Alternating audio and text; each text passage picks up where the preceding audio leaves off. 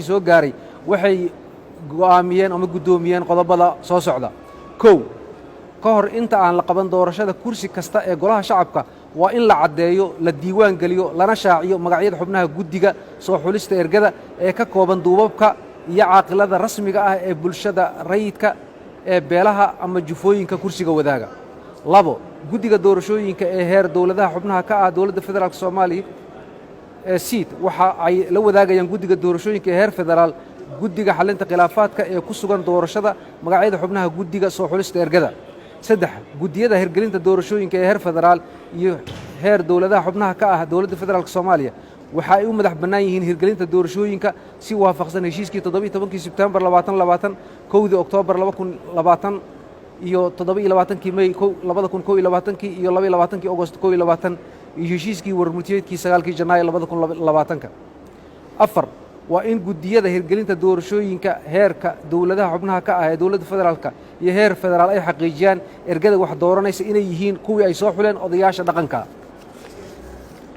shan guddiyada maamulka doorashooyinka ee heer dowladaha xubnaha ka ah ee dowladda federaalka iyo heer federaal ee guddiga xalinta khilaafaadka waa inay si buuxda u hubiyaan in musharaxiinta u tartamaya kuraasta baarlamaanka guddiyada xulista ergooyinka iyo ergooyinka la soo xulay ay buuxiyeen shuruudaha la dejiyey ee ku xusan heshiisyada iyo habraacyada lagu heshiiyey.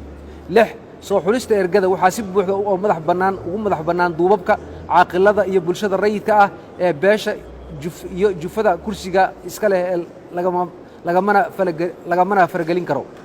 toddobo ka hor inta aan la gelin doorashada kursi kasta waa in la tababaraa guddiyada xulista doorashada iyo ergooyinka doorashada si ay howlahooda ugu fuliyaan si waafaqsan shuruudihii iyo habraacyadii doorashooyinka. sideed waa in ergada aan laga hor istaagi karin la kulanka musharaxiinta kursiga ku tartamaysa. sagaal waa in doorashada kursi kasta ay goobjoogayaal ka yihiin guddiga soo xulay ergada doorashada galaysa, warbaahinta iyo goobjoogayaal madax bannaan si markhaati loogu noqdo hufnaanta iyo daahfurnaanta doorashada kursi kasta. toban golaha wadatashiga qaranka Soomaaliyeed waxa uu adkaynayaa dhammaan guddiyada maamulka doorashooyinka iyo guddiyada xalinta khilaafaadka inay si buuxda ugu dhaqmaan heshiisyada iyo habraacyadii hagaya doorashooyinka. cid kasta oo isku dayda inay baalmartana waa in lagula xisaabtamaa. 11 si loo ilaaliyo wada shaqaynta guddiyada doorashooyinka golaha wadatashiga qaranka waxa uu ku wargelinayaa dhammaan guddiyada doorashooyinka heerarkooda kala duwan in ay ilaaliyaan nidaamka iyo kala dambeynta kuna dhaqmaan si waafaqsan heshiisyada iyo habraacyada doorashooyinka ee degsan. 12 golaha wadatashiga qaranka Soomaaliyeed waxa uu adkaynayaa guddiyada maamulka doorashooyinka inay ilaaliyaan qoondada haweenka ee doorashada golaha shacabka ee deegaan doorashooyinka. 13 musharax kasta oo buuxiya shuruudaha habraacyada doorashooyinka lagama hor istaagi karo inuu u tartamo kursiga beeshiisa waxaana reeban in musharax gaar ah loo xiro kursi doorasho. 14 waa in musharaxiinta oo dhammi ay fursad siman u helaan la kulanka iyo ka dhex ololeynta ergada kursiga. 15 ergada dooranaysa xubnaha golaha shacabka waxaa laga dhaafay bixinta qarashka khidmadda waraaqaha dambi la'aanta iyo wixii kale ee khidmo ahaa. 16 ciidamada waa in ay dhexdhexaad ka noqdaan arrimaha siyaasadda kuna ekaadaan waajibaadkooda ilaalinta amniga dalka iyo in ay una hoggaansamaan dhammaan shuruucda iyo xeerarka dalka.